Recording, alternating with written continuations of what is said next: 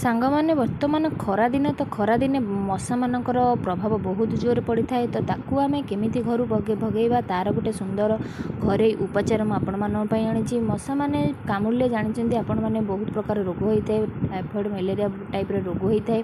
ତ ସେଇ ରୋଗ ହେବା ଦ୍ୱାରା ଛୋଟ ହୁଅନ୍ତୁ ବା ବଡ଼ ହୁଅନ୍ତୁ ମଶା କାମୁଡ଼ିଲେ ଆମକୁ ବିଭିନ୍ନ ପ୍ରକାର ରୋଗ ବି ହୋଇଥାଏ। ତାକୁ ଆମେ ଘରୋଇ ଉପାୟରେ କେମିତି ଭଗେଇବା।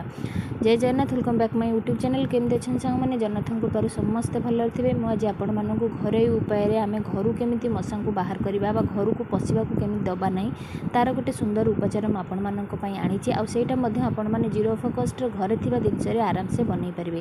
ତ ଆପଣମାନଙ୍କୁ ମାର୍କେଟର କଏଲ୍ କି ଲିକ୍ୱିଡ଼ ଆଣିବା ପାଇଁକା ପଡ଼ିବନି। ଚାଲନ୍ତୁ ଦେଖିନେବା ମୁଁ କେମିତି କ'ଣ ବନାଉଛି। ଫାଷ୍ଟ ଦେଖନ୍ତୁ, ଆପଣ ଗୋଟେ ଷ୍ଟିଲ୍ର ଜାଗାଟେ ନେଇଯିବେ।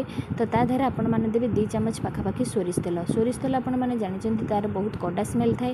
ଆଉ ସୋରିଷ ତେଲ ଯଦି ଆପଣମାନଙ୍କ ପାଖେ ଯଦି ଆପଣମାନେ ନ ଚାହୁଁଛନ୍ତି ତାହେଲେ ଆମର ନିମ୍ବ ତେଲ ମଧ୍ୟ ମାର୍କେଟରେ ମିଳୁଛି, ସେଇଟା ମଧ୍ୟ ଆପଣମାନେ ଆଣିପାରିବେ। ତ ସମସ୍ତଙ୍କ ଘରେ 90% ଆଭେଲେବୁଲ୍ ଥାଏ ସୋରିଷ ତେଲ। ତ ମୁଁ ସୋରିଷ ତେଲରେ ହିଁ ଆପଣମାନଙ୍କୁ କ'ଣ ମିଶାଉଛି ସେଇଟା ଆପଣମାନଙ୍କୁ ଦେଖିବା ପାଇଁକା ପଡ଼ିବ। ତେଣୁ ଭିଡ଼ିଓଟିକୁ ଆପଣମାନେ ଜମାରୁ ବି ସ୍କିପ୍ କରନ୍ତୁନି। ତ ସେଥିରେ ମୁଁ ଦେଉଛି ଗୋଟେ ଛୋଟ ଚାମଚ ଚାପତି ବି ସମସ୍ତଙ୍କ ଘରେ ଆଭେଲେବୁଲ୍ ଥାଏ। ତ ଚାହାପତିକି ଆପଣମାନେ ଆରାମସେ ପାଇଯିବେ। ଆଉ ସେଥିରେ ମୁଁ ପକାଉଛି ଗୋଟେ ତେଜପତ୍ର। ଯଦି ଆପଣମାନେ ଚାହୁଁଛନ୍ତି ଆଉ ଟିକେ ଅଧିକ ତେଲ ଦେବା ପାଇଁ ତାହେଲେ ଏଇଗୁଡ଼ାକ ପରିମାଣ ଆଉ ଟିକେ ନାକୁ ବଢ଼େଇ ପାରିବେ। ତ ତେଜପତ୍ରରେ ମଧ୍ୟ ଗୋଟେ କଡ଼ା ସ୍ମେଲ୍ ଥାଏ, ଯାହାକି ମଶାମାନଙ୍କୁ ମଧ୍ୟ ଭଲ ଲାଗିନଥାଏ। ଆଉ ତାପରେ ଆମେ ଗୋଟେ ଭଲ ଜିନିଷ ନେବା, ସେଇଟା ହେଉଛି ନିମ୍ବପତ୍ର। ଆଜିକାଲି ସମସ୍ତଙ୍କ ବାଡ଼ିରେ ମଧ୍ୟ ଗାଁ ଗହଳିରେ ମଧ୍ୟ ଏହି ପତ୍ରଟି ଆଭେଲେବୁଲ୍ ଥାଏ। ଯଦି ଆପଣମାନେ ଆର ଗୁଣ୍ଡ ମଧ୍ୟ ପ୍ରସ୍ତୁତ କରିପାରିବେ ତାକୁ ମଧ୍ୟ ଆପଣମାନେ ନେଇପାରିବେ। ତ ନେକ୍ସଟରେ ମୁଁ ପକାଉଛି କିଛି ଅଦା ତ ସମସ୍ତେ ଆପଣମାନେ ଚାହାରେ ମଧ୍ୟ କି ଆଉ ଆପଣମାନେ ଖାଇବା ରୋଷେଇରେ ମଧ୍ୟ ୟୁଜ୍ କରିଥାନ୍ତି, କିନ୍ତୁ ଆପଣମାନେ ଥରେ ଏଥିରେ ୟୁଜ୍ କରିକି ଦେଖନ୍ତୁ, ଆପଣମାନଙ୍କ ଘରୁ ମଶା ବାହାରି ଯିବେ ଆଉ ଘରକୁ ମଧ୍ୟ ପଶିବା ପାଇଁକା ସାହସ କରିବେ ନାହିଁ। ଆପଣମାନେ ମାର୍କେଟରୁ ଯେଉଁ ଲିକ୍ୱିଡ଼ ବା କଏଲ୍ ଆଣୁଛନ୍ତି ତାକୁ ଲଗାଇବା ଦ୍ୱାରା ଛୋଟ ହୁଅନ୍ତୁ ବା ବୟସ୍କ ଲୋକ ହୁଅନ୍ତୁ ସେମାନଙ୍କର ନିଶ୍ୱାସ ପ୍ରଶ୍ୱାସ ନେବାରେ ବହୁତ କଷ୍ଟ ହୋଇଥାଏ। କିନ୍ତୁ ଆଜି ଆପଣମାନଙ୍କୁ ମୁଁ ଏହି ପ୍ରୋସେସ୍ରେ ଦେଖାଉଛି, ନିହାତି ଭାବରେ ଘରେ ଟ୍ରାଏ କରନ୍ତୁ। ଅଦା ପକାଇ ସାରିଲା ପରେ ମୁଁ ସେଥିରେ ପକାଉଛି କିଛି ରସୁଣ। ଆପଣମାନେ ଜାଣିଛନ୍ତି ରସୁଣର ଗୋଟେ ବହୁତ କଡ଼ା ସ୍ମେଲ୍ ଥାଏ। ଆପଣମାନେ ଜାଣିଥିବେ ଛୋଟ ପିଲାମାନଙ୍କୁ ଥଣ୍ଡା ହେଲାବେଳେ ଆପଣମାନେ ରସୁଣର ୟୁଜ୍ କରିଥାନ୍ତି। ତ ରସୁଣଟା ଆମ ଶରୀର ପାଇଁକା ବହୁତ ଭଲ, କିନ୍ତୁ ମଶାମାନେ ଏଇ ସ୍ମେଲ୍କୁ ଜମାରୁ ବି ସହିପାରିନଥାନ୍ତି। ତ ସେଥିପାଇଁ ସେମାନେ ଘରକୁ ଆସିବା ପାଇଁକା ସାହସ କରିନଥାନ୍ତି। ତ ଫାଷ୍ଟରୁ ଲାଷ୍ଟ ପର୍ଯ୍ୟନ୍ତ ଭିଡ଼ିଓଟିକୁ ଦେଖନ୍ତୁ, ଜମାରୁ ବି ମଝିରୁ ସ୍କିପ୍ କରିବେ ନାହିଁ। ତ ଏହିସବୁ ଜିନିଷ ପକାଇ ସାରିଲା ପରେ ମୁଁ କ'ଣ କରିବି ସେଇଟା ଆପଣମାନଙ୍କୁ ଆଗକୁ ଦେଖିବା ପାଇଁ ପଡ଼ିବ। ତ ଏସବୁ ଜିନିଷ ପକାଇ ସାରିଲା ପରେ ଆପଣମାନେ କ'ଣ କରିବେ ନା ଚାମଚରେ ତାକୁ ଟିକେ ନାକୁ ଏପଟ ସେପଟ ତେଲ ସହିତ କରିଦେବେ, ବା ଚାହାପତି ବି ଆମେ ଯେଉଁ ପକାଇଛେ ତାକୁ ଆମେ କ'ଣ କରିବା ନା ଭଲ କରି ମିକ୍ସ କରିନେବା। ସବୁ ଜିନିଷ ତେଲ ସହିତ ସୋରିଷ ତେଲ ସହିତ ପୁରା ମିଶିଯିବ, ଯାହାଫଳରେ କି ଆମକୁ ଗୋଟେ ଭଲ ସଲ୍ୟୁସନ୍ଟେ ମିଳିଯିବ। ଆପଣମାନେ ଦେଶୀ ଉପାୟରେ ଆଉ ବିନା ପଇସା ଖର୍ଚ୍ଚରେ ଘରେ ଏଇଟାକୁ ଆରାମସେ ବନେଇ ପାରିବେ। ଆଉ ଆପଣମାନଙ୍କ ଘରେ ସନ୍ଧ୍ୟା ଟାଇମ୍ରେ ଏଇଟାକୁ ଆପଣମାନେ ୟୁଜ୍ କରିପାରିବେ। ତ ଗ୍ୟାସ୍କୁ ଟିକେ ଲୋରେ ଦେବେ।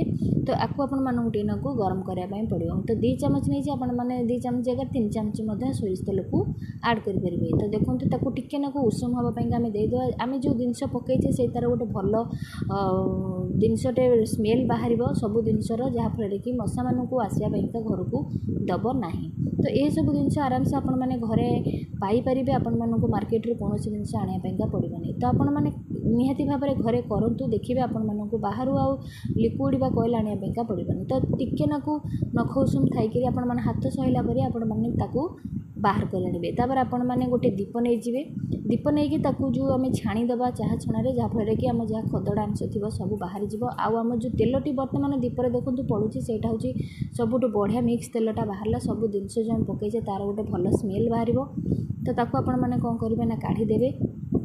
ଆପଣମାନଙ୍କ ପାଖରେ ଯଦି ଲିକ୍ୱିଡ଼ ଖାଲି ଥିବ ତାହେଲେ ତ ଆପଣମାନେ ସେଥିରେ ମଧ୍ୟ ଭର୍ତ୍ତି କରିପାରିବେ। ଯଦି ଆପଣମାନଙ୍କ ପାଖରେ ନାହିଁ ସେ ଜିନିଷ ତାହେଲେ ଆପଣମାନେ ମାଟି ଦୀପ ବେଷ୍ଟ, ସେଥିରେ ଆପଣମାନେ ଆରାମସେ କରିପାରିବେ। କାରଣ ମାଟି ଦୀପ ସମସ୍ତଙ୍କ ଘରେ ଆଭେଲେବୁଲ୍ ଥାଏ। ଦୀପ ସନ୍ଧ୍ୟାବେଳେ ବସାନ୍ତି, ତ ସେଇଥିରେ ଆପଣମାନେ ଆପଣମାନେ ବନେଇ ପାରିବେ। ଦେଖନ୍ତୁ ମୁଁ ଯେତିକି ମୋ ତେଲ ବାହାରିଲା ମୋର ଗୋଟେ ଦିନ ପାଇଁ ପୁରା ସଫିସିଏଣ୍ଟ। ତ ସେଥିରେ ଆମେ କ'ଣ କରିବା ନା ଆମ ଯେଉଁ ସନ୍ଧ୍ୟାବେଳେ ଯେଉଁ ବଳିତା ୟୁଜ୍ କରୁ ତୁଳା ବଳିତାକୁ ଆପଣମାନେ ଏମିତି ଚାହିଁଲେ କରିପାରିବେ, ନଚେତ୍ ଆପଣମାନେ ଛୋଟ ଛୋଟ ଯେଉଁ ଦୀପ ଟାଇପ୍ର ସଳିତା ଭଳିଆ କରନ୍ତି ଆପଣମାନେ ସେମିତି କରିପାରିବେ। ଯଦି ଆପଣମାନଙ୍କ ପାଖେ ଏମିତି ସଳିତା ଅଛି ତାହେଲେ ଆପଣମାନେ ଏଥିରେ ମଧ୍ୟ ଆରାମସେ ବନେଇ ପାରିବେ। ଆପଣମାନଙ୍କର ଅଧଘଣ୍ଟେ ଉପରେ ମଧ୍ୟ ଏ ଦୀପ ଜଳିପାରିବ। ଆଉ ଘରେ ମଧ୍ୟ ଆପଣମାନଙ୍କର ଗୋଟେ ଭଲ ଜିନିଷଟା ଆପଣମାନେ ଯୋଗାଡ଼ କରିପାରିବେ, ଯାହାଫଳରେ କି ଆପଣମାନଙ୍କ ମାର୍କେଟରୁ ଆଉ ପଇସା ଖର୍ଚ୍ଚ କରିବା ପାଇଁ ପଡ଼ିବନି। ଆପଣମାନେ ଜିରୋ ଅଫ୍ କଷ୍ଟରେ ଘରେ ଥିବା ଜିନିଷରେ ଆପଣମାନେ ଏହାକୁ ବନେଇ ପାରିବେ। ତ ଆପଣମାନେ ଏହି ଟିପ୍ସଟି କେତେବେଳେ କରିବେ ଆପଣମାନଙ୍କୁ ମୁଁ ନିହାତି ଭାବରେ କହିବି। ଆଉ ଯେଉଁମାନେ ମୋ ଚ୍ୟାନେଲରେ ନୂଆ ଥିବେ ପ୍ଲିଜ୍ ସବସ୍କ୍ରାଇବ୍ କରିବେ, ପାଖରେ ଥିବା ବେଲ୍ ଆଇକନ୍କୁ ପ୍ରେସ୍ କରିବେ, ଯାହାଫଳରେ କି ମୋ ଭିଡ଼ିଓର ନୂଆ ନୋଟିଫିକେସନ୍ ଆପଣମାନଙ୍କ ପାଖରେ ଖୁବ୍ ଜଲ୍ଦି ପହଞ୍ଚି ପାରିବ। ଆଉ ଫ୍ରେଣ୍ଡସ୍ମାନଙ୍କ ସହିତ ସେୟାର କରିବେ, ଯାହାଫଳରେ ସେମାନେ ମଧ୍ୟ ଏ ନୂଆ ନୂଆ ଟିପ୍ସର ଫାଇଦା ମଧ୍ୟ ଉଠାଇ ପାରିବେ। ଦେଖନ୍ତୁ ଏ ଟିପ୍ସଟି ଆପଣମାନେ ସନ୍ଧ୍ୟାବେଳେ ହିଁ କରିବେ, କାରଣ ସନ୍ଧ୍ୟାବେଳେ ଆପଣମାନେ ଜାଣିଥିବେ ବହୁତ ମଶା ଆସିଥାନ୍ତି।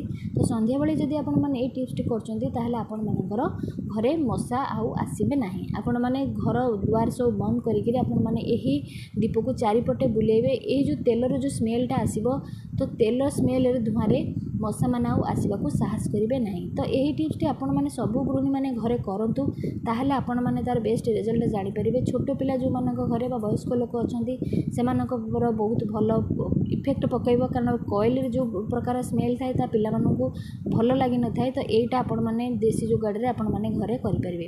ଆଶା କରୁଛି ଆଜିର ଟିପ୍ସଟି ଆପଣମାନଙ୍କୁ ନିହାତି ଭଲ ଲାଗିଥିବ। ଫାଷ୍ଟରୁ ଲାଷ୍ଟ ପର୍ଯ୍ୟନ୍ତ ଭିଡ଼ିଓଟି ଦେଖିଥିବାରୁ ଆପଣମାନଙ୍କୁ ବହୁତ ବହୁତ ଧନ୍ୟବାଦ ରହୁଛି। ଦେଖା ହେବା ନେକ୍ସଟ ଏକ ଭିଡ଼ିଓରେ।